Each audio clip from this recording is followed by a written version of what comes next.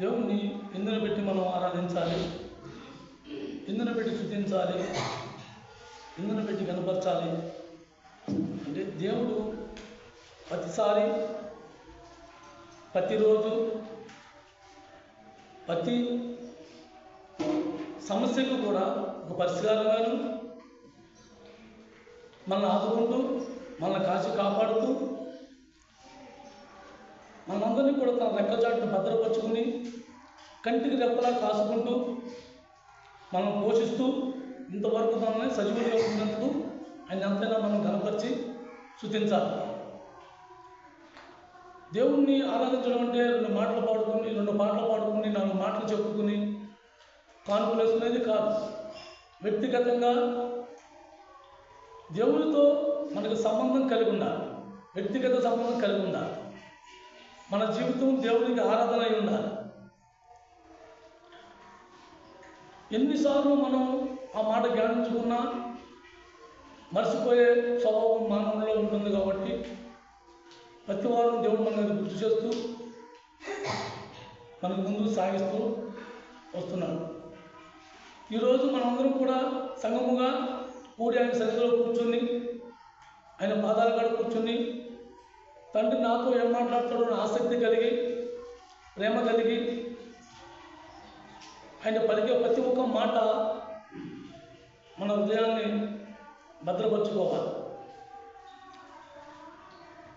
మనం ఎవరైతే ఆ మాట ఆలకించి దాన్ని గైకుంటామో వారికి ఆ మార్గం, దేవుని మార్గం తేటగా తెలియపరుస్తూ ఉంటారు.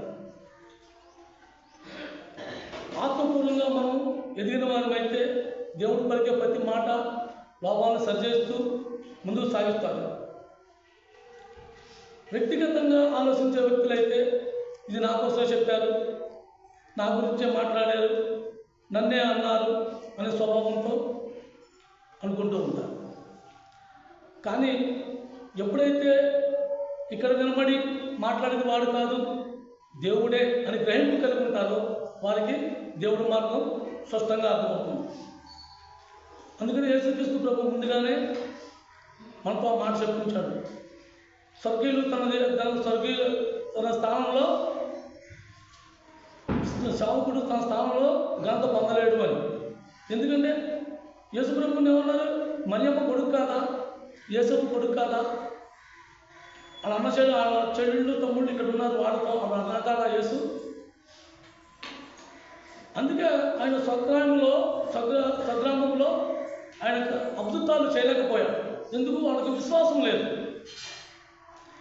అలాగే మనం కూడా దేవుడు పలుకుతున్నాడు, దేవుడు మాట్లాడుతున్నాడు అనే విశ్వాసం మనలో ఉన్నప్పుడు ఖచ్చితంగా మన మార్గానికి తేడా కనిపిస్తుంది, ఆ మార్గం తెవబడతాడు.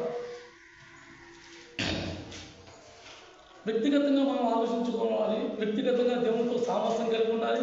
వ్యక్తిగత సంబంధం కలిగి ఉన్నప్పుడే దేవుని కోసం మనం తెలుసుకోగలుగుతాం. దేవుని కోసం ఎప్పుడైతే మనం తెలుసుకుంటామో అప్పుడే దేవుని గురించి ఇంకా మనం ముందుకు సాగుతూ ఉంటాం. దేవుని అందరూ పెట్టి మనం దేవుని స్తుతించాలి. ఈరోజు ఇలా సజీవులుగా ఉన్నాము అంటే ఆయన ఇచ్చిన కృపను పెట్టి మనం ఇంకా సజీవులుగా ఉన్నామే. కానీ లేకపోతే మనం ఏ పాటి వాళ్ళం చాలాసార్లు మన జీవితాలు రాలిపోవటానికి ఎంతోమందిని చూస్తున్నాం. ఎన్నోసార్లు మన కాచి కాపాడుతూ మన ప్రమాదాల నుంచి, మన కష్టాల నుంచి, మన నష్టాల నుంచి, మన ఆర్థిక ఇబ్బందుల నుంచి, మన అనారోగ్యాల నుంచి సమస్తం కూడా కాచి కాపాడడానికి ఎంతైనా మనం కనపరచాలి. మనిషిని నమ్ముట కంటే యెహోవాను ఆశ్రయించుట ఎంతో మేలు. 118వ కీర్తన పేజీ నెంబర్ 514.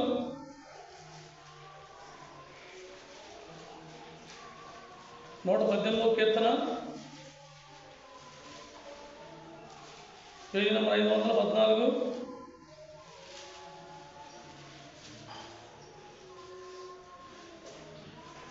8-9 వచనాలు.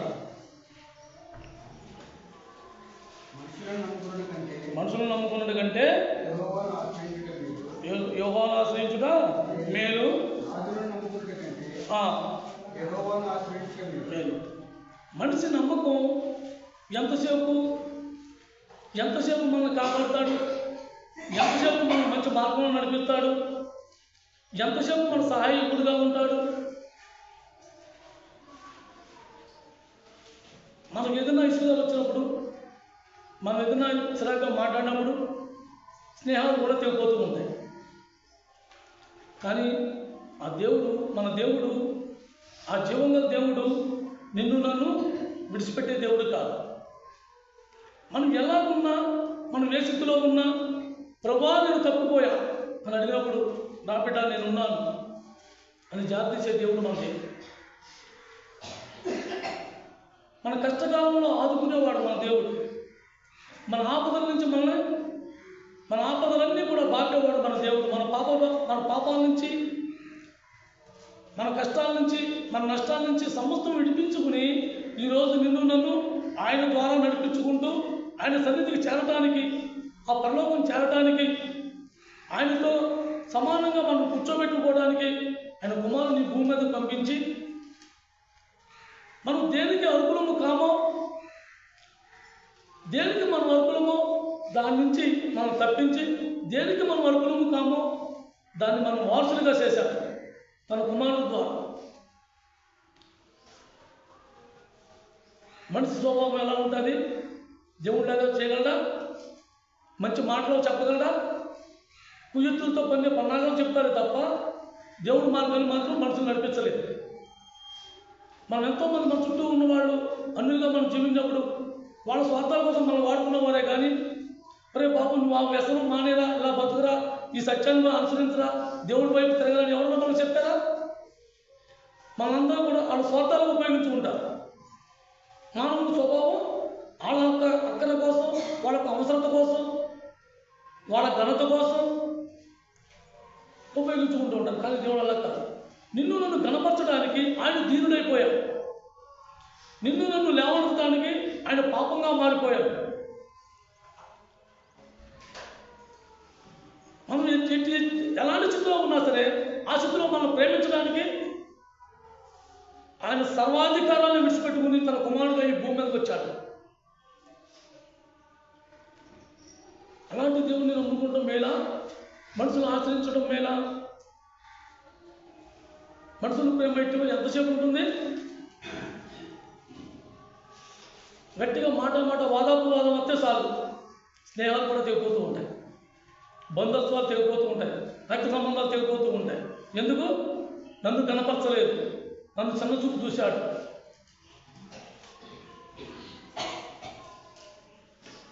చిన్న ఒక 1000 రూపాయల కోసం నా మీద నా అన్నగారు దెబ్బలాడాడు అని ఇలాంటి సందర్భాలు, అనేకమైన సందర్భాలు మనం ఎదురయ్యి స్నేహాలు కూడా పోగొట్టుకున్నాం. కానీ దేవుని స్నేహం అటువంటిది కాదు. దేవుని స్నేహం అటువంటిది కాదు. నువ్వేమి ఇవ్వసలా, నువ్వు దేవుడికి ఏమి సాయం చేయవసలా, నీకే ఆయన సాయం చేయడానికి వచ్చాడు, నిన్నే రక్షించడానికి వచ్చాడు, మనందరినీ కూడా కాపాడడానికి ఆయన వచ్చాడు. మనగా కాపాడుకోలేదు. మనం ఉన్న స్థితి, మనం ఉన్న పరిస్థితి, మనం ఉన్న లోకం, మనం కాపాడుకోలేదు. మనం ఆ పాపం నుంచి మనం విడిపించుకోలేము, ఆ క్రైమ్ మనం చెల్లించలేము. కాబట్టి ఆయన వచ్చాడు. మనం అందరం నష్టపోతున్నాం, మనం అందరం సత్యాన్ని గ్రహించలేకపోతున్నాం, ఆ సత్యాన్ని అనుసరించలేకపోతున్నాం అని ఆయన వచ్చాడు. అందుకే మనుషులు నమ్ముకుంటే కంటే యెహోవాను ఆశ్రయించుట ఎంతో మేలు. ఎన్ని రకాలుగా మనం మేలు పడుతున్నాడు ఆయన. మనం కాపాడుతున్న ప్రతి క్షణం, ఆ ఊపిరి ఆగిపోకుండా మన ఆయుష్కాలం పూర్తయ్యే వరకు కూడా అలా మనం కాపాడుకుంటున్నాడు. మన దీపాలు ఎలా ఉన్నాయి? గాలిలో ఉన్నాయి, ఆ గాలిలో ఆరిపోతాయి. కానీ ఆ తండ్రి ఏం చేస్తున్నాడు? మనల్ని కాపాడుకుంటూ వస్తున్నాడు. గాలిలో దీపాలని మన జీవితాన్ని కాపాడుకుంటూ పోషించుకుంటూ వస్తున్నాడు. పోయిన వారం ఇదే సంఘంలో మంచి కలవరం, అందరికీ కూడా సంఘంలో ఒక తమ్ముడు అసలు ఒక మనిషి బతుకుతాడా అన్న ఒక కలవరం. అలాంటి ప్రమాదకరమైన జీవితాన్ని పరిస్థితుల్లో దేవుడు ఏం చేశాడు? అద్భుతాన్ని చేశాడు. ఆ కుటుంబంలో నష్టం జరగకుండా దేవుడు కాచి కాపాడాడు. మనిషి చేయలేని పనులు దేవుడు చేసేవాడు. అందుకే మనం దేవుడిని ఆశ్రయించాలి. దేవుడితో ఎప్పుడు మనకి ఏకీభావం కలిగి ఉండాలి, దేవుడితో సంభాషణ కలిగి ఉండాలి, దేవుడితో సహవాసం కలిగి ఉండాలి. ఎలాంటి ప్రమాదం వచ్చినా ఇచ్చిన ఆయుష్ కాలం పూర్తయ్యే వరకు కూడా మన అశ్రద్ధతో కాపాడుకుంటూ వచ్చే దేవుడు మనతో ఉన్నాడు. అందును బట్టి దేవుడిని మనం ఆశ్రయించాలి, మనుషులే కాదు.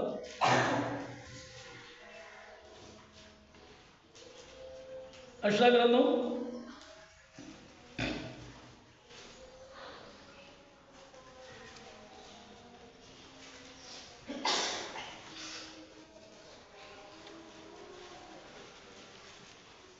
10 దేవుడు చేసే మేలు మనకు అనేకమైన ఉన్నాయి. మనిషిగా మనకు ఏ కార్యం చేయలేకపోవచ్చు, కానీ ఆయన సేవకుల ద్వారా దేవుడు మనకు అనేక విధాలుగా మనం రక్షించుకుంటూ సురక్షిస్తూ కాపాడుతూ ఆయన వాక్యాన్ని మనకి బలపరిచేలాగా ఆ యొక్క సేవకుని మనం వాడుకుంటూ మనకు ముందు నడిపించేవాడు దేవుడు. ఆ బుద్ధి, ఆ మనసు, ఆ అభిషేకం వాళ్ళకి లేకపోతే ఆ మార్గం మనకు తేడా తెలియపరచదు. కాబట్టి దేవుడు వాళ్ళని వాడుకుంటూ ఉంటాడు. యెషయా గ్రంథం 61వ అధ్యాయం పేజీ నంబర్ 621.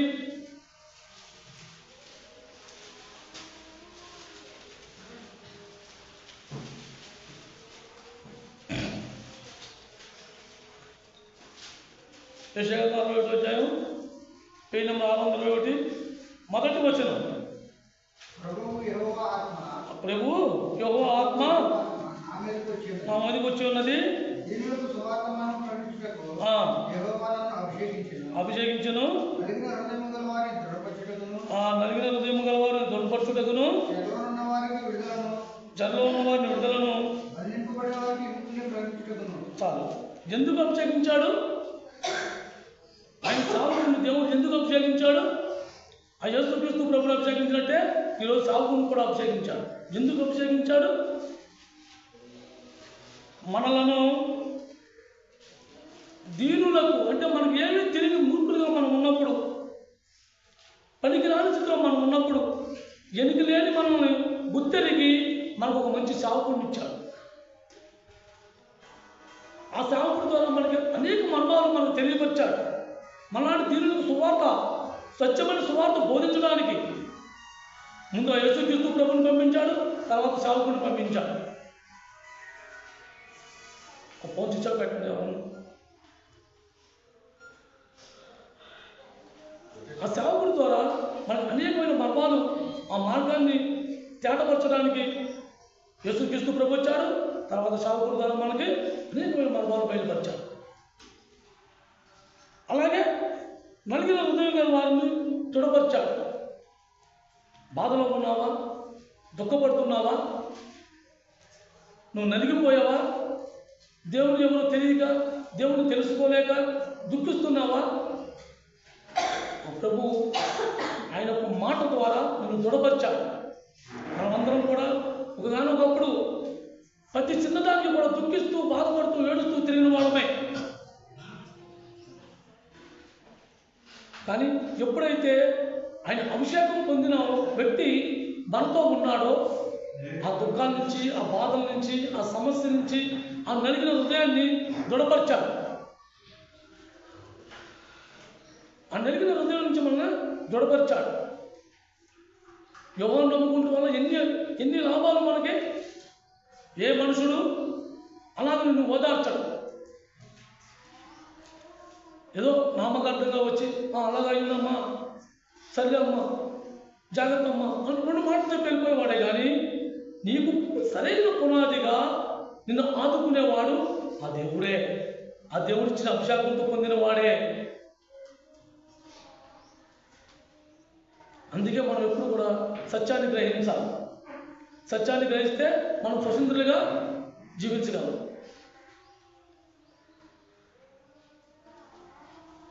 అలాగే శరలో ఉన్న వారికి విడుదల. ఏ శర? ఈ లోకం అనే శర. ఈ లోకంలో ఏ శరలో ఉన్నాం మనం? చుట్టూ కూడా ప్రతి దానికి భయభీతులు, భయం. నాకు వచ్చే అనారోగ్యం తగ్గుదో, నేను ఏ క్షణం పడిపోతాను, ఎప్పుడు నేను నా ప్రాణం పోతాదేమో, నా బంధువులు నన్ను ఏమంటారు, నా స్నేహితులు నన్ను ఏమంటారు, నా వాళ్ళు నన్ను వదిలేస్తారేమో, రేపు చచ్చిపోతే మాత్రం నన్ను రారేమో, ఇలాంటి శ్రమతో మనందరం కూడా నలిగిపోయిన వారమే. కానీ దేవుడు తన మాటల ద్వారా మనల్ని ఆ శ్రమ నుంచి విడిపించాడు. ఎప్పుడైతే ఆ దేవుడిని మనం ఆశ్రయించామో మనం కప్పెట్టినా, పాతి పెట్టినా, కాల్చినా, రోడ్డు వాళ్ళు పడేసినా దేవుడి దగ్గర చేరిపోతే మట్టిలో కలిసిపోతే గాల్లో కలిసిపోతుంది. ఈ దూరం మనకు వచ్చింది కాబట్టి మన సెల గురించి మనం బాధపడతాం. అలాంటి సెలవు మనం ఉన్నాం. ఇది మనకు ఎవరు తెలియపరిచారు? చావు కొడతాడు ఆ దేవుడే తెలియపరిచారు. మనం ఎప్పుడు కూడా దేన్ని మనం గైకొనాలి అన్న దాన్ని మనం పట్టుకుంటే మనలో ఉన్న భయభీతిని మనం దూరం చేసుకుంటాం. మన చుట్టూ ఉన్న శరని మనం విడిపించుకుంటాం. ఎప్పుడు మనకు ఒక నమ్మకం ఉండాలి. ఈ భూమి ఎప్పటికప్పుడు నేను మనిషి వెళ్ళిపోవాలి, కానీ నేను వెళ్ళే నిరీక్షణ ఎక్కడ ఉంది, నాకు నేను ఎక్కడ చేరాలో ముందు ఆ గమ్యాన్ని ఎదుర్కోవాలి. నేను ఇక్కడ రాలిపోతే నా ఆత్మ ఎక్కడ ఉంటుంది అనే ఒక గమ్యాన్ని మనం ఎదుర్కోవాలి. యవనస్తులు కానివ్వండి, వయసులో ఉన్నవారు కానివ్వండి, మధ్య వయసులో ఉన్నవాడు కానివ్వండి, వృద్ధులు కానివ్వండి, ఎవరైనా సరే ఏదో ఒక రోజు దేవుడిచ్చిన ఆయుష్కాలం పూర్తయ్యేసరికి ఈ భూమి విడిచిపెట్టి మనం వెళ్ళిపోతాం. వెళ్ళిపోయిన తర్వాత మనం ఎక్కడ ఉండాలి అన్నది మనకు ఒక నిరీక్షణ ఉంది. నా ప్రభు సన్నిధి చేద్దామని ఆ నిరీక్షణ మనం ఎప్పుడైతే గ్రహిస్తామో వీటి కోసం మనం ఆశించాం. ఈ స్థలంలో, ఈ బాధలో, ఈ దుఃఖంతో మనం దుఃఖించాం. మన దుఃఖంలో ఒకటే, నేను నీ స్థాయికి నాయన ఎప్పుడు నా రూపాంతరం చెందుతాను, నాయన నీ రూపంలో ఎప్పుడు వస్తుంది, నేను ఎంతకాలం నేను ఇలాగే వీటితోనే అల్లుకుపోయినా, ఈ కష్టంలోనే జీవించినా, ఈ సమస్యలతోనే నేను చుట్టుకోనా, నాకు స్వేచ్ఛ నాకు విడిపించు ప్రభా అని దానికోసం మనం ఆడవాలి. స్వేచ్ఛలో నేను రావాలి, నేను స్వతంత్రంగా నేను జీవించాలి, నా ప్రభు కోసం నేను నిలబడాలి. ఈ సెల ఎలా వచ్చింది మనకి? మనం అల్లుకుంటే వచ్చింది, మనం కూడగట్టుకుంటే వచ్చింది. దేవుడు ఏమి శరణిలా మనకి దేవుడు ఇచ్చేసిన పరిపూర్ణంగా చేస్తాడే కానీ సగం చేయ. ఆయన ఇచ్చేసిన అందంగా శుభ్రంగా చేస్తాడు, పరిపూర్ణంగా చేస్తాడు. కానీ ఈ కష్టాలు మనం ఎందుకు వచ్చినాయి? మనం తెచ్చుకున్నాం, మనం కొని తెచ్చుకున్నామే. గొప్పలకి వెళ్ళి మన యొక్క ఘనతల కోసం, మనకు మెప్పుల కోసం మనం చేసుకుని మనం నష్టపోయి మన చుట్టూ ఉన్న వారితో చేర్పించుకోవటం, మనల్ని మనం తక్కువ చేసుకోవటం, ఇలాగా ఈ బాధతోనేమో విడిపించుకోలేక దీన్ని ఎంతకాలం దేవుడి పొందగలిగిన నా బతికి ఎలాగే ఉంది, యాస్ ఎలాగే ఉంటుంది. అసలు విడిపించుకున్నదేది? నువ్వు తెగింపేది? నాకు ఇవేమి నాకు తగవు, నా ప్రభు నాకు కావాలి, నా ప్రభు ఏం చెప్పడం నేను దాన్ని అనుసరించాలి, నా ప్రభు నాతో ఏం మాట్లాడాడు నేను దాన్ని పట్టుకోవాలి, నాకు అది కావాలి అనే ఆలోచన ఏది? ఆ ఆలోచన మనలో ఉన్నప్పుడు ఈ స్థలం నుంచి మనం విడిపించబడతాం.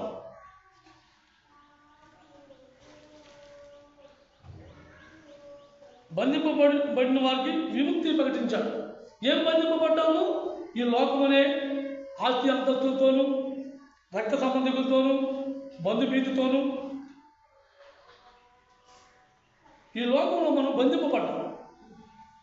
ఈ లోకంలో బంధింపబడినప్పుడు ఆయన అభిషేకం పొందినవాడు ఆ సత్యాన్ని మనకు బయలుపరిచి, ఒకగానొక రోజు ఇట్లన్నీ నీకు శూన్యం, ఇవేమీ నీతో రావు,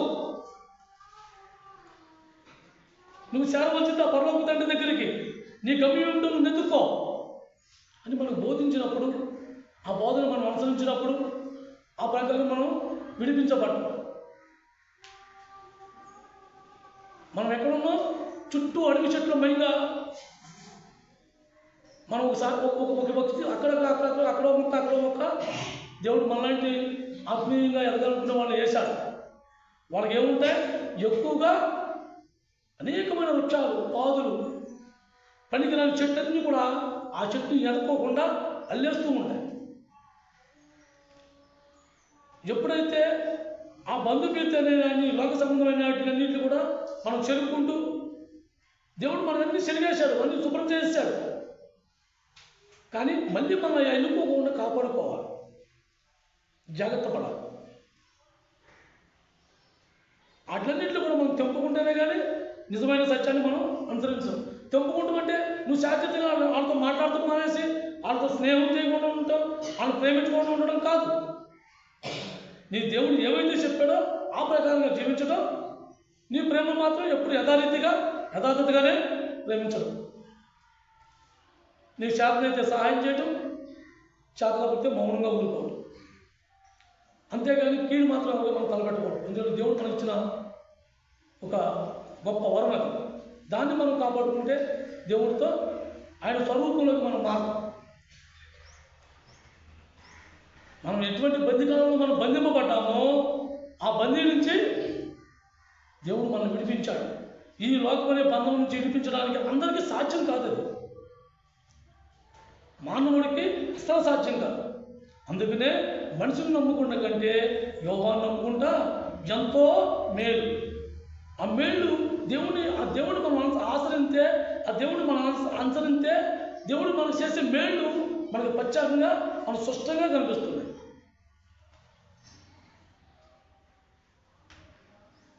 ఆ యొక్క దేవుడు చేసే కార్యాలు ఎంత గొప్పవి అంటే మనకు తెలియకుండానే దేవుడు మనల్ని ఆయన ఆత్మ ద్వారా, ఆయన ఆత్మ మనలో ఎప్పుడైతే ప్రేరేపించిందో మనకు దేనిలో ఆనందంగా ఉంటుందో దాన్ని ఎడబాయి చేస్తూ ఉంటాడు. దేనిదైతే మనకు ఆనందంగా ఉంటుందో దాన్ని వినిపిస్తూ ఉంటాడు. అలాగే కొంతమంది రక్షింపబడటానికి దేవుడు ఒక ముళ్ళు పెడుతూ ఉంటాడు.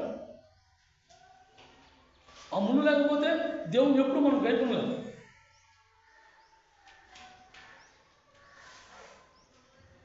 పాపభీతి నుంచి, కర్మాల నుంచి, ప్రత్యేకమైన ఒక కొంపు కొట్టే రోత నుంచి నన్ను విడిపించాడు ఆ దేవుడు. నా జీవితం కోసం మీకు ఎన్నిసార్లు చెప్పినా అది తరగదు. చెప్పుకోవడానికి కూడా టైం కూడా సరిపోదు. ఇవాళ సినిమా నిర్మాతలు, డైరెక్టర్లు సినిమాలు చేయాలంటే 4 సినిమాలు చేస్తారు నా పాపిష్టి జీవితాన్ని. అలాంటి పాప జీవితాన్ని నుంచి నన్ను దేవుడు విడిపించాడు. ఏ మానవుడికి సాధ్యం కాదు, ఎవరికి అది సాధ్యం కాదు.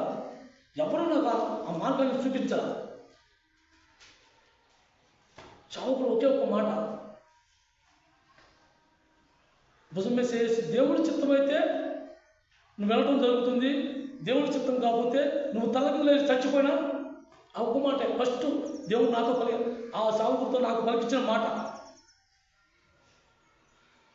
అది మొదలు పెట్టుకున్నాను నా పునాది వేసుకోవడానికి. ఒక్కొక్క రబ్బను చెరుపుకుంటూ, ఒక్కొక్క కొమ్మను నరుకుంటూ ఆ సత్యదేవుని తెలుసుకోవడానికి ఎంత టైం పట్టింది. ఆ దేవుడిని మనం ఆశ్రయిస్తే మన నుంచి అనేకమైన వాటి నుంచి మనం విడిపించుకుంటాం. లేకపోతే ఎంతకాలం ఉన్నా ఆ జీవితాలు అలాగే ఉంటాయి. ఆ బందిభీతి అనే పాపం నుంచి మనం విడిపించుకోకపోతే నీతో నాతో ఎవరు వస్తారు? శాశ్వతంగా ఎవరు ఉంటారు? కట్టుకున్న భార్య ఉంటుందా?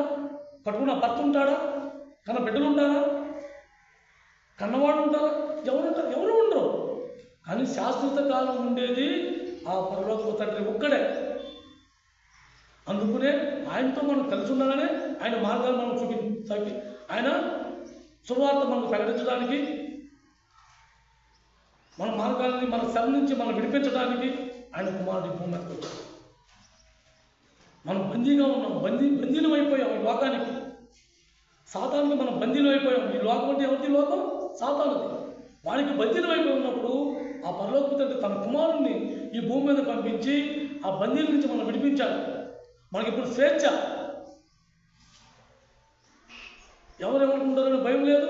నేను దేవుడి మందిరానికి వెళ్తే నేను ఏమన్నా చూసా నా కోసం ఏదో చెప్పుకుంటారేమో అనే భయం లేదు. నా ఇంటికి వస్తారో అనే భయం లేదు. నా ప్రభు నాతో ఉంటే చాలు ఒక తీర్మానం. అలాగా అనేకమంది నాటి నుంచి విడిపించాడు నిన్ను. అందుకనే ఆ యోహాను నమ్ముకుంటా మేలు.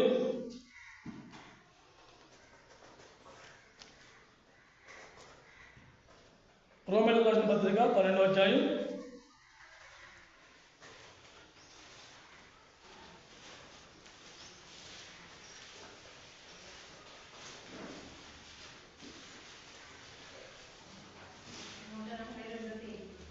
142.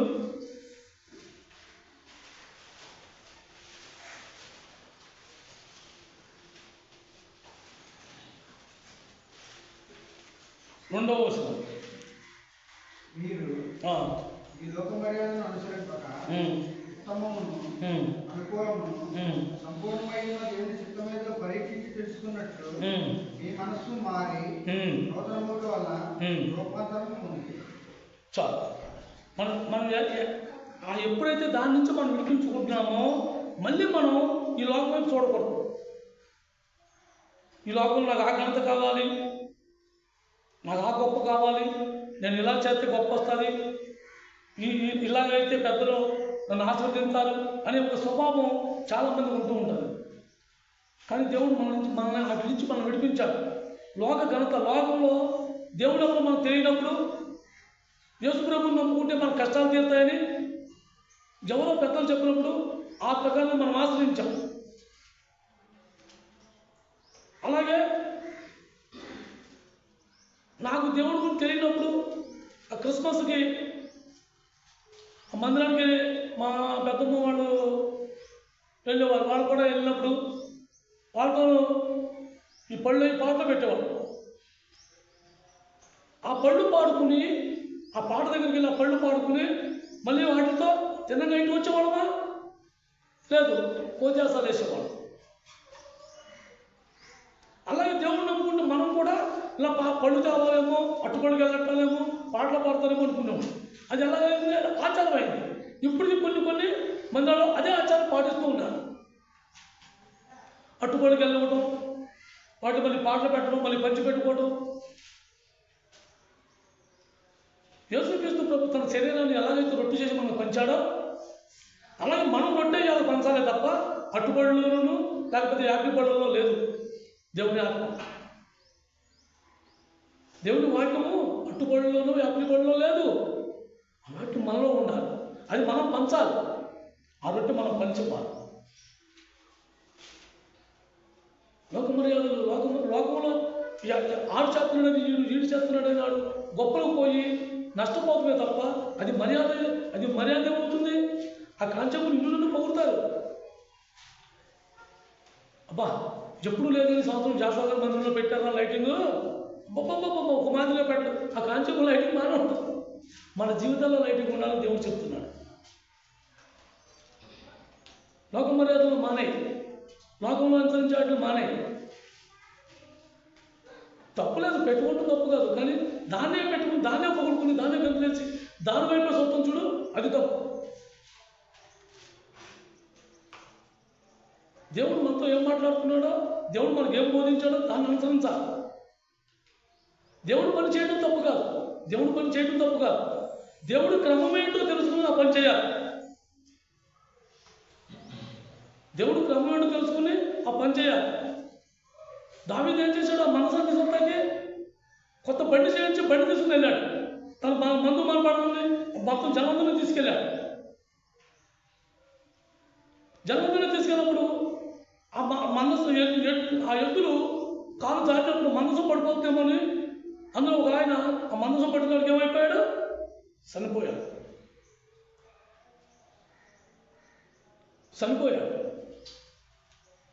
అప్పుడు దావీదు గ్రహింపు వచ్చింది. ఆ మందసం ఎవరు తేవాలి?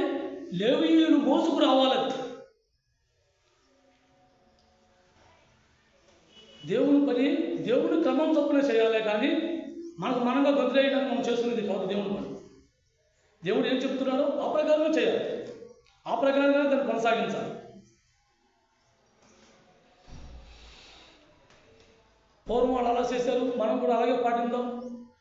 ఇది దేవుడి మందిరంలో క్రిస్మస్ అనేది జనవరి 25 వస్తుంది అనుకునేది కాదు. దేవుడు ఆ రోజులు గడిచిపోయాయి, తర్వాత రోజులు గడిచిపోయాయి. రోజుకు కూడా దేవుడు నూతనంగా మనం మార్చుకున్నాడని దేవుడు చెప్తున్నాడు. నూతనంగా నీలో రూపాంతరం పొందాలని దేవుడు చెప్తున్నాడు. రూపాంతరం పొందడం ఇంకా ఎంతసేపు ఆ దావీదు నాట్యవాడిని ఆ నాట్యాల గురించి ఆ వాయిద్యాల గురించి మనం పాపులాడదామా? ఆ లోకమర్యాదలు మాత్రం దేవుడు మొత్తం అన్నింటినీ మనం విడిపించాలని చెప్తున్నాడు. నీ చుట్టూ కమ్ముకున్న ఆ నిబంధనలన్నీ కూడా నేను విడిపించేశాను. నీవు ఇప్పుడు జీవించేది నా కోసం జీవించాలి. దేవుడు మనం కనపరచగలమా? దేవుడు మనల్ని ఆయన ఇష్టపడుతున్న మనల్ని ప్రేరేపిస్తే మనం కనపరచగలం. ఆయన ప్రేరేపణ నీలో నాలో ఉంటే దేవుడు మనం కనపరచగలం. మనకు మనగా దేవుడిని గర్వం కనపరుస్తాకి మనం ఏ అర్హత ఉందని మనం కనపరుస్తాం, మనలో ఏ మంచిదనం ఉందని కనపరుస్తాం, ఏ గొప్ప ఉందని మనలో కనపరుస్తాం. దేవుడు ఏ వచ్చేదో మనలో ఏమీ లేదు. ఆ రోజు ఆలు చేసినట్టే ఈరోజు మనము చేద్దామని ఈ లోకాచారాన్ని పట్టుకుని ఈ లోక మర్యాదలను అనుసరిస్తూ కాదు. దేవుడి నుంచి కోరుకునేది కాదు. ఎప్పుడైతే సత్యాన్ని మనం గ్రహిస్తామో, ఎప్పుడైతే ఆ సత్యాన్ని మనం అనుసరించి జీవిద్దాం అనుకుంటామో, ఆ ప్రకారం మనం జీవించినప్పుడు మనం రూపాంతరం పొందుతాం. ఎప్పుడు ఆ మాటే, ఆ ప్రార్థనే, ఆ మాట ఇదే, ఆ కానుకేసుకుని అలా వెళ్ళిపోయినంత కాలం మనం ఎక్కడున్నామో అక్కడే ఉంటాం. ఆ దరికి దాటాలంటే మనం నడవాలి కదా. ఆ దరికి వెళ్ళిపోతా నుంచి నీ వదిలేపటి నుంచి ఉంటే దరికి దాటగలమా? దాటలేము. ఆ దరికి దాటాలంటే కష్టపడాలి. ఆ దరికి దాటాలంటే కష్టపడాలి. కష్టం లేకుండా మాత్రం దేవుడు ఏ క్వశ్చన్నా కూడా ఆయన ఆశీర్వాదం మనకు రాదు. మనం సోమరులుగా తిరిగితే దేవుడు ఆశీర్వదించడు. మనం కష్టపడితే ఆ కష్టానికి ప్రతిఫలం ఇస్తాడు దేవుడు. చాలామంది మీరు దేవుడిని నమ్ముకోండి, మీకు స్వస్థతలు వస్తాయి, లేకపోతే మీకు ఆస్తులు వస్తాయి, అంతస్తులు వస్తాయి, మీరు కోటేశ్వరులు అయిపోతారు, ధనవంతులు అయిపోతారు. మనం రోజు టీవీలో ఒకరు వస్తుంటే ఒక ఆయన ఒక సేవకుని అడుగుతున్నాడు, ఏమంటే మీరు ప్రార్థనిస్తే అన్నీ సరిపోతాయి, అన్నీ వచ్చేస్తాయి అంటున్నారు కదా, మీకు ధనం వస్తుంది అంటున్నారు కదా, మరి మీ మందిరాన్ని కట్టడానికి అందరూ కానుకలు అడుగుతున్నారండి.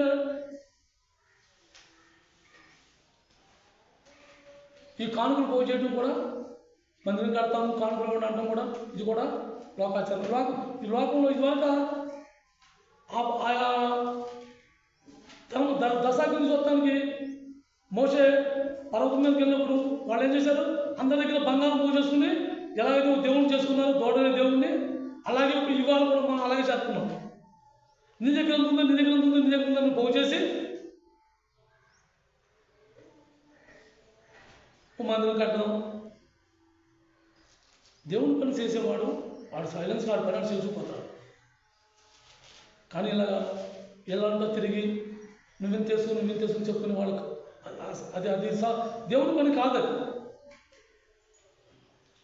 అందుకే మనం ఎప్పుడు కూడా వాళ్ళు చేస్తున్నారు మనం చేయాలి అనే స్వభావం మాత్రం ఎప్పుడు తగదు. నీ మనసు అనిపించిందో చేస్తావు, తప్పులేదు. వాళ్ళు ఎవరో చేస్తున్నారు నేను చేయాలనుకుంటాం.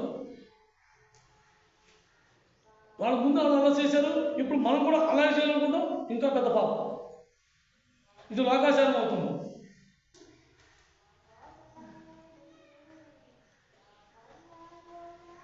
మన ఇష్టాలు ఎలా ఉంటాయో, మన ఘనతలు ఎలా ఉంటాయో, మన పేరు ప్రతిష్టలు ఎలా ఉంటాయో వాటిని కాపాడకుండా చేసేది కూడా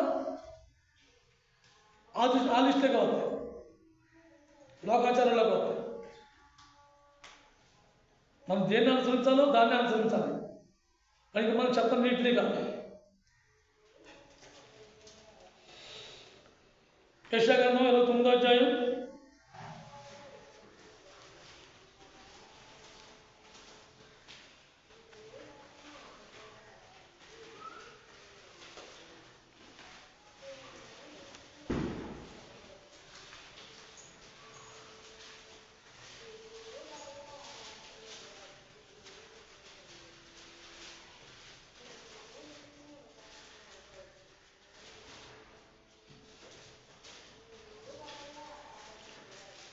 29వ అధ్యాయం పేజీ నెంబర్ 591 13వ వచనం.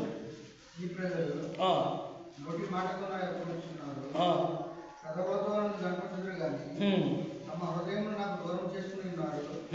వారు నా ఏడవ చూపు భయభక్తులు, మానవుల విధులను బట్టి వారు నేర్చుకునండి. దేన్ని బట్టి వాళ్ళ భయభక్తులు? వాడు ముందు పెద్దోడు ఎలాగైతే చేశారో, ఆదివారం దేవుడి మందిరానికి వెళ్ళాలి, పాస్టర్ చెప్పిన మాటలు వాళ్ళు మాట వినాలి, కాలు కేసుకోవాలి, నెత్తిమీద చేయాలి, ప్రార్థన చేసుకోవాలి, ఇంటికి రావాలి. అంతేగాని నా ప్రభు సన్నిధిలో నేను కూర్చోవాలి, నా ప్రభు నాతో మాట్లాడతాడు, ఆ మాట నేను వినాలి, నా జీవితాన్ని బాగు చేసుకోవాలి, నేను దాన్ని సరి చేసుకోవాలి, నా దేవుని కోసం నేను జీవించడం నేర్చుకోవాలి, ఈ ఆలోచన అతి తక్కువ మందికి ఉంటారు. ఈ ఆలోచన అతి తక్కువ మందికి ఉంటారు. కానీ ఎవరైతే ఆ ఆసక్తితో వస్తారో దేవుని మందిరానికి, వాళ్ళు దేవుడి దగ్గర కట్టబడతారు, దేవుళ్ళలో కట్టబడతారు. కానీ మనం ఏం చేస్తున్నాం? అది చేయాలి, ఇలా చేయాలి, నేను ఇది నేర్చుకోవాలి, ఇవన్నీ పెదాలతో మాట్లాడే. నిజ జీవితంలో దేవుడు మనతో మాట్లాడే మాట ఆ జీవితంలో మనం కొనసాగిస్తున్నామా? దేవుడు ఏమడుగుతున్నాడు? నిన్ను మన అంతస్తులు అడుగుతున్నాడా? మన ధనం అడుగుతున్నాడా? మన సంపద అడుగుతున్నాడా? అదేమడుగుతులేదే. నువ్వు నా దగ్గర కూర్చో, నువ్వు నా దగ్గర కూర్చో, నీ హృదయం నాకు అర్పించు.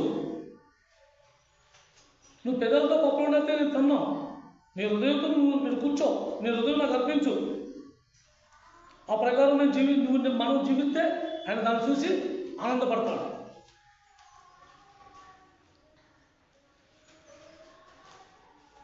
చెప్పుకోవడానికి చాలా ఈజీ. క్రైస్తవ జీవితం ఇలా జీవించాలి, అలా జీవించాలి, ఇలా అయితే బాగుంటుంది, అలా అయితే చాలా ఈజీ. ఎట వాళ్ళు చెప్పడానికి కానీ, మనం చెప్పడానికి కానీ, నేను చెప్పుకోవడానికి కానీ చాలా ఈజీ. కానీ క్రియల్లోకి వచ్చేటప్పటికీ చాలా కష్టం, చాలా కష్టం.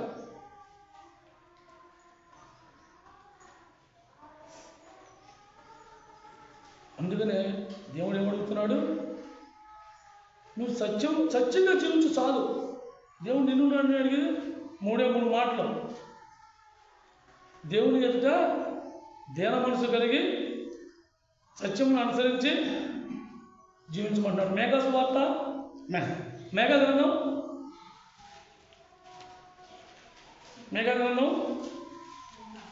6వ అధ్యాయం పేజీ నెంబర్ 746.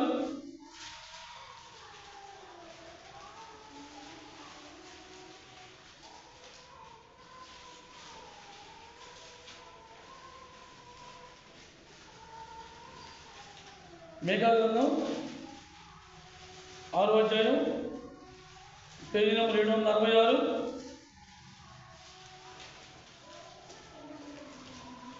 8వ వచనం.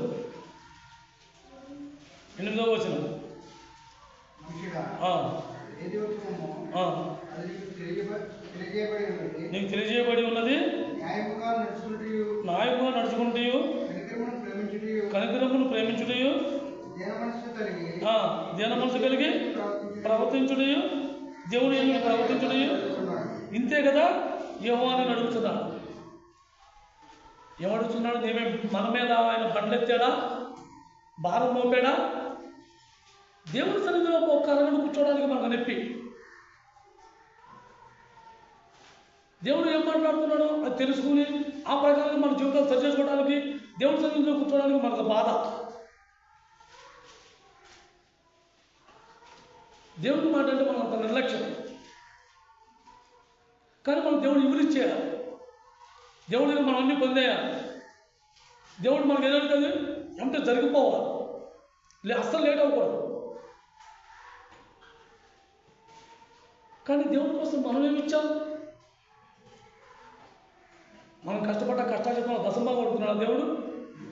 నీ ఆకులో 10వ వంతు ఇమ్మన్నాడా?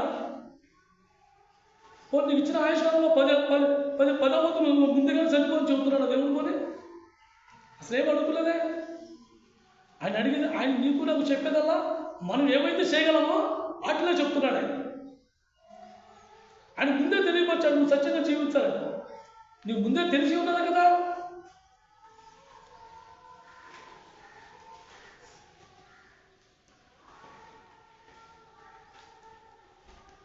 దేవుని కోసం ఒక గంట మనం జీవిస్తున్నామో జీవిస్తున్నామో అన్నది మనం ఎవరిదానో మనమే చూసుకోవాలి.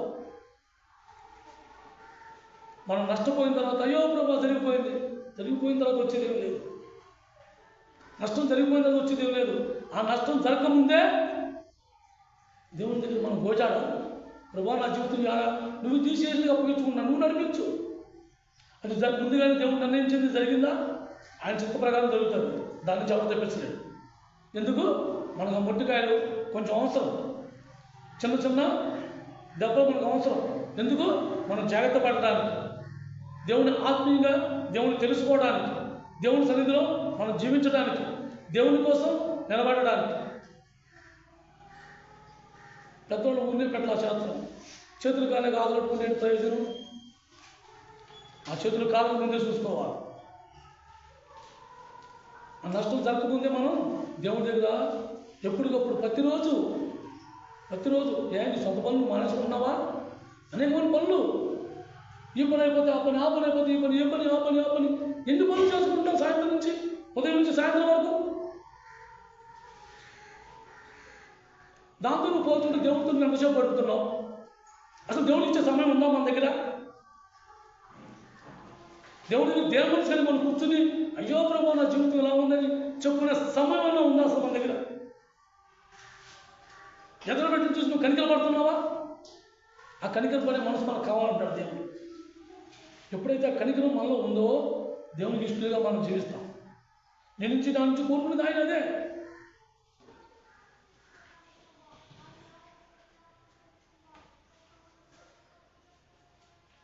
మనం స్నేహం చేయాలంటేనే మనకు ఒక వాదా కావాలి, ఒక అంతస్తు ఉండాలి.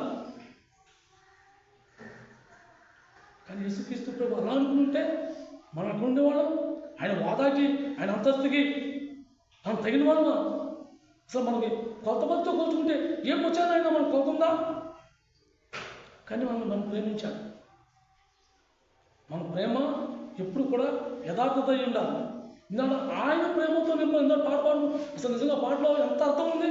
మనం ఆ పాటతో వాక్యం వర్తమానం చెప్పేసుకోవచ్చు. ఆ దేవుడి ప్రేమ నీలో నాలో ఉంటే మనం అందరినీ ఒకేలాగా ప్రేమిస్తాం. ద్వేషాలు ఉండవు, భేదాలు ఉండవు. కానీ యేసుక్రీస్తు ప్రేమించాడు. అందుకని ఆయన ప్రేమను నింపుకోమంటాడు. ఇలా మనం పాడిన పాటలో ఆయన ప్రేమను నింపుకో.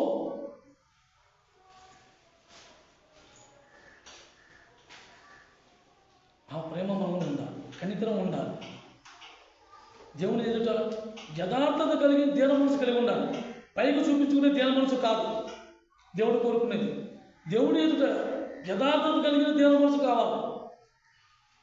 దేవుడు నీలో నన్ను పై కనిపించే దేవుడు ఎంతో దీనుడుగా ఆత్మను బయపించుకుని నేను ఎంతో గొప్పవాడిని చెప్పుకునేది కాదు అని కోరుకునేది. ఎప్పుడు సాధ్య వ్యక్తి మీద నువ్వు ఎప్పుడైనా కనికర పడుతున్నావా, ప్రేమ చూపిస్తున్నావా? అది దేవుడు చూసుకున్నాడు. ఎవరో నన్ను మెచ్చుకుంటారని ప్రేమ చూపించే ప్రేమ కాదు. అది యథార్థత కలిగి ఉండాలి, కనికరం కలిగి ఉండాలి. అలాంటి ప్రేమ కావాలి దేవుడికి. కాంచేపు మనం నటించే ప్రేమ కాదు, కాంచేపు మనం బుజ్జగించే ప్రేమ కాదు ఆయనకు కావాల్సింది. అయ్యో అమ్మా ఇలా జరిగిందా, నువ్వు నష్టపోయావా, నీ డబ్బులు పోయాయా, నీంట్లో ఇబ్బందిగా ఉందా, పోలేమ్మా ప్రార్థన చేసుకుని, ఇది కాదు దేవుడు కోరుకునేది. నీకు నిజంగా కనికరం. అందుకనే అన్నాడు పేతురు యోహానులు ఆ శృంగార దేవాలయానికి వెళ్ళేటప్పుడు ఒక కళ్ళు లేని వాడు కూర్చుంటే వాడు భిక్ష అడుగుతున్నప్పుడు వాడు యేసుప్రభు ఏమన్నా, ఆ పేతురు ఏమన్నాడు, ఎండి బంగారం నా దగ్గర లేవు, ఎందుకు లేవు? అడిగితే దేవుడు వాళ్ళకే ఇస్తాడు. కానీ ఎండి బంగారం నువ్వు డబ్బు ఇచ్చి మనిషిని తృప్తిపరచలేవు, ఆ వాళ్ళతోనే గడుపుతుంది. కానీ వాళ్ళు చేసిన పని ఏం చేశారు? జీవితకాలం వాడికి ఉపయోగపడే పని చేశారు. ఆడు బతుకున్నంతకాలం ఉపయోగపడే పని చేశారు. ఏం చేశారు? దేవుని నామంలో కళ్ళు తెలవడమని, లేచి నడమని ఆజ్ఞాపించారు. అందుకే మన దేవుడికి ఇండి బంగారాలు మన కానుకలు అవసరం. ఆయనకి కావాల్సింది మన అంతరాత్మ, మన అంతరాంగం. మనలో ఉన్న సత్యం కోరుకుంటున్నాడు ఆయన. మనలో ప్రతి మనిషిని మనం యథార్థతగా కలిగి ఉన్నామా లేదు? వాళ్ళు ఎలా ఉన్నారు అన్నది అనవసరం, నేను ఎలా ఉన్నాను అన్నది ముఖ్యం. దేవుడు అదే కోరుకుంటాడు. దేవుడు మనం ఎలా ఉన్నామో ఆయన తెలియదా? మనం ఎలా ఉన్నా సరే ఆయన అనవసరం. కానీ ఆయన ఎలా ప్రేమించాలన్నది మాత్రమే మనకు రుజువుపరిచాడు. నువ్వు నేను ఎలా ప్రేమించాలని ఆయన అడగలా. నిన్ను నిజంగా ప్రేమిస్తున్నారా అని అడగలా. నిన్ను మనం ఆయన ప్రేమించినా ప్రేమించకపోయినా మనమైతే ఆయన ప్రేమించాడు. అలాగే మనం కూడా అవతల వ్యక్తి ఎలా ఉన్నాడన్నది సమస్య కాదు, ఎలా ఉన్నదన్న సమస్య కాదు, ఏం చేస్తానన్న సమస్య కాదు, నేను ఎలా ప్రేమిస్తున్నాను అన్నది కావాలి. అది దేవుడు నీ నుంచి నా నుంచి కోరుకునేది. మన దశభాగాలు లేకపోతే మన స్పెషల్ కానుకలు ఇవి కాదు దేవుడి నుంచి నా నుంచి కోరుకునేది. నువ్వు వేలాది కొట్టాడు కొనుగోలు కొట్టేసి మొక్కేసి కొట్టేసి బోనాలు ఎట్టేస్తే నీకు దేవుడిచ్చే ఆశీర్వాదం వచ్చేస్తుందా? వేలాది నవ్వునంత ధైర్యం తెచ్చేసి అందరికీ పులి వేసి కామెత్త వచ్చేస్తుందా? అసలు నిజంగా నీ మనసులో ప్రేమ ఉందా?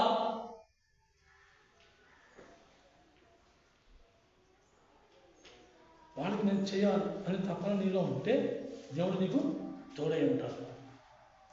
దేవుడి ముందు మనం ఎప్పుడైతే దేన మనసు కలిగి కనికలు పడి ఎర్రబాల గురించి దుఃఖించి బోరును ఆయన దగ్గర గోజాడుకుంటామో నీ గురించి నీ కుటుంబం గురించి ఆయన గోజాడుతాడు తండ్రి దగ్గర. అందుకనే దేవుని ఎదుట దేన మనసు కలిగి యథార్థంగా జీవించే కదా నేను కోరుకునేది. ఇంకేం కోరుకున్నాడు ఆయన నుంచి నా నుంచి? అదే దేవుడిని నమ్ముకున్నాడు ప్రతి వాడు కూడా ప్రతి వారం 1116 ఖచ్చితంగా ఇవ్వాలి. మీకు ఆశీర్వాదాలు వచ్చినా రాకపోయినా దేవుడి మందిరానికి మీరు 1116 తేవాలి అని ఏదైనా ఒక బోర్డుకి ప్రకటించుంటే దేవుడిని ఎంతమంది దేవుడు నమ్ముకుంటారు? ఎంతమంది దేవుడి దగ్గరికి వస్తారు?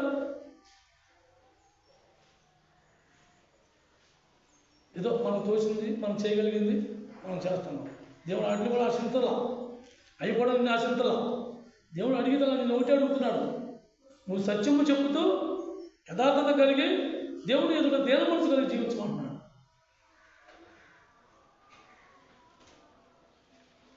అపోస్తల కార్యములు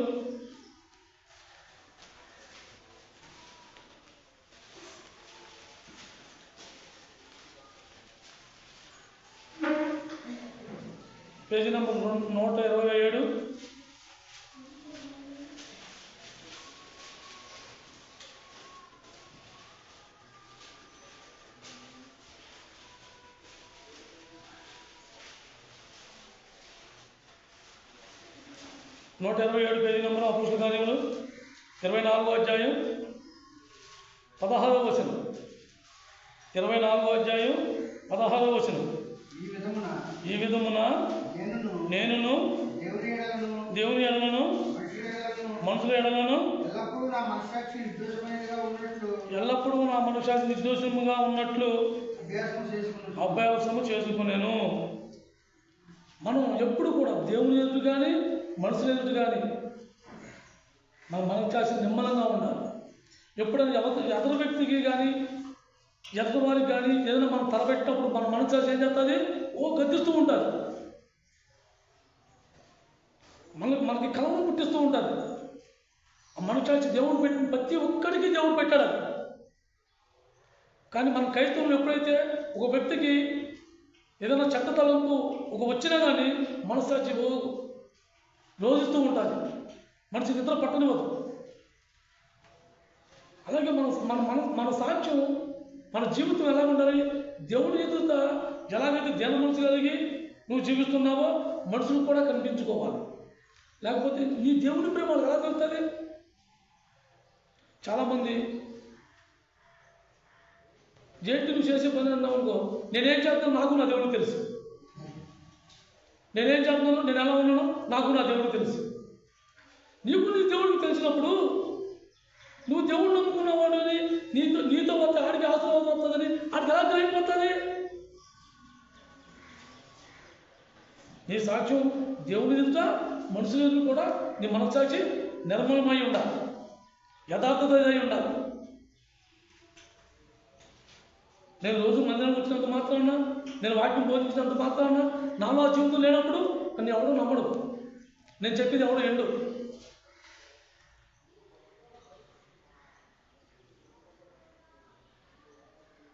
నాలో జీవితం కనిపించాలి.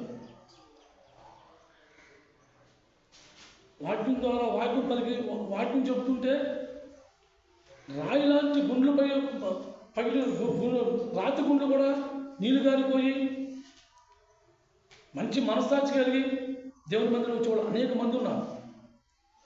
అలాగే నా జీవితం కూడా ఉండాలి. నా జీవితం అలా లేనప్పుడు నన్ను చూసి ఎవడొస్తాడు? దేవుని ఎవడు నమ్ముకుంటాడు?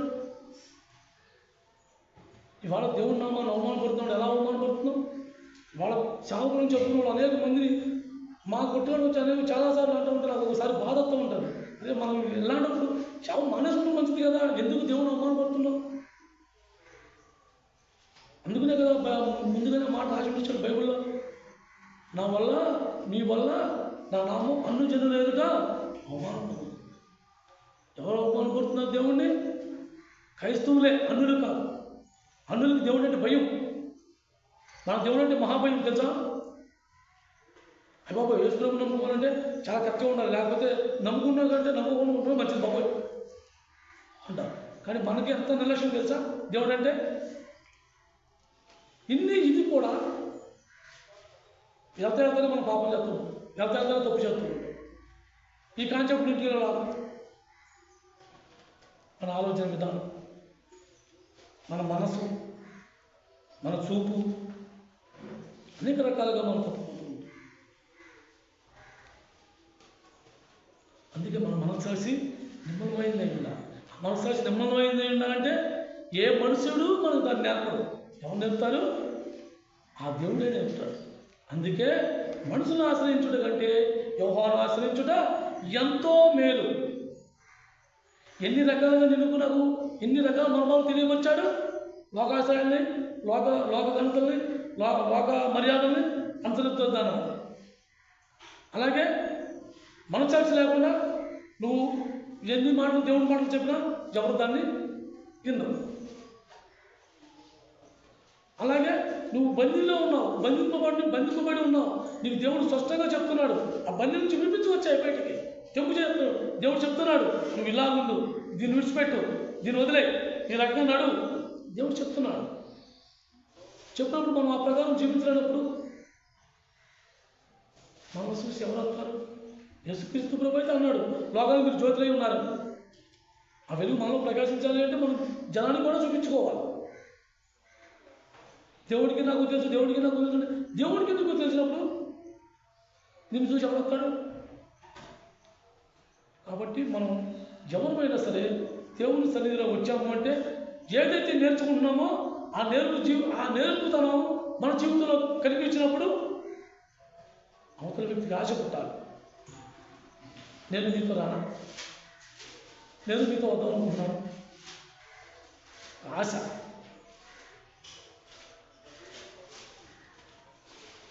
అందుకనే మనలో ఆ ఆశ కావాలి అంటే దేవుడు ఏమైతే చెప్తున్నాడో దాన్ని మనం నేర్చుకోవాలి. అందుకే దేవుడిని మనం ఆశ్రయించాలి, కానీ మనుషులే కాదు. మనుషులు గణతంతో, మనుషులు ప్రేమతో అలాంటిది కాంచెపు, నిన్ను కాంచెపు పోవటానికి, నీతో ఏదో పని చేయించుకోవడానికి కాంచెపు నిన్ను పొగిడి కనపరుస్తారు. కానీ దేవుడు ఇచ్చే ఘనత ఎప్పుడు శాశ్వతంగా ఉండేది. ఆయన ఇచ్చేది ఏది ఇచ్చినా సరే, నీకు దేవత్వం ఇచ్చినా ఘనత ఇచ్చినా శాశ్వతమైనది ఇస్తాడు, ఒక గంటలో పోయేది కాదు. అందుకే మనం మనిషిని నమ్ముకుంటా కంటే యెహోవాను ఆశ్రయించుట ఎంతో మేలు. ఉన్న సమయం తీసుకుంటారు.